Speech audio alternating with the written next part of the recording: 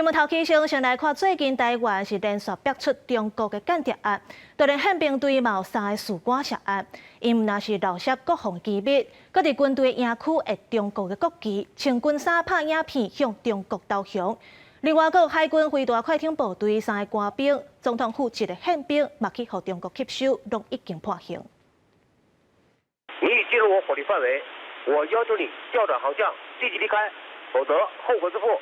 我是中华民国军事航空器，正在空域执行地形训练，请不要干扰我的行动。强军透过广播呛声，不过咱空军展现冷静的态度。军事专家记录到强军15早起10点外，伫金门周边空隙出现。不过强军毋若透过军事行动对台湾施压，嘛持续透过渗透手段，要得到咱方机密资料。第数强谍案一直出现。桃园警办强谍案有功的树林宪兵队内部原有3个人涉案，若泄露国防机密，搁提5000支敌对的人，穿军服翕家己效忠中国的导航影片。互同一个组织吸收的还有3个飞弹快艇作战部队的人员，其中1个人互5000支伫嘉南海军威海营区出现。桃园总统府是为实原有1个宪兵互人吸收，2月底拢已经互判刑。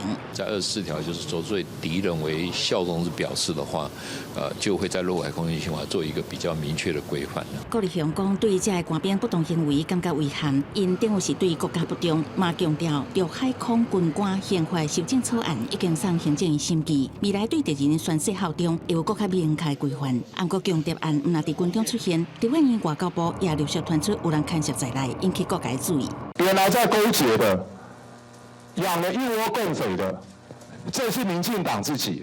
目前军人的渗透相关的大部分都是透过中间人，这个中间人几乎清一色都是退将。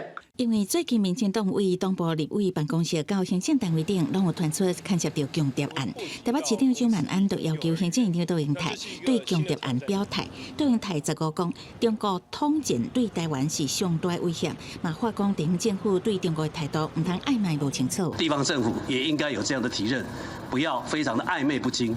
该有自己国格的时候，地方政府也要共同负起这样的责任。杜荣泰表示，针对总统赖清德伫国安高层会议提出17项因应策略加措施，行政院已经开始进行建议，所有法制化需要工程，爱全力防止强军渗透。记者综合报道。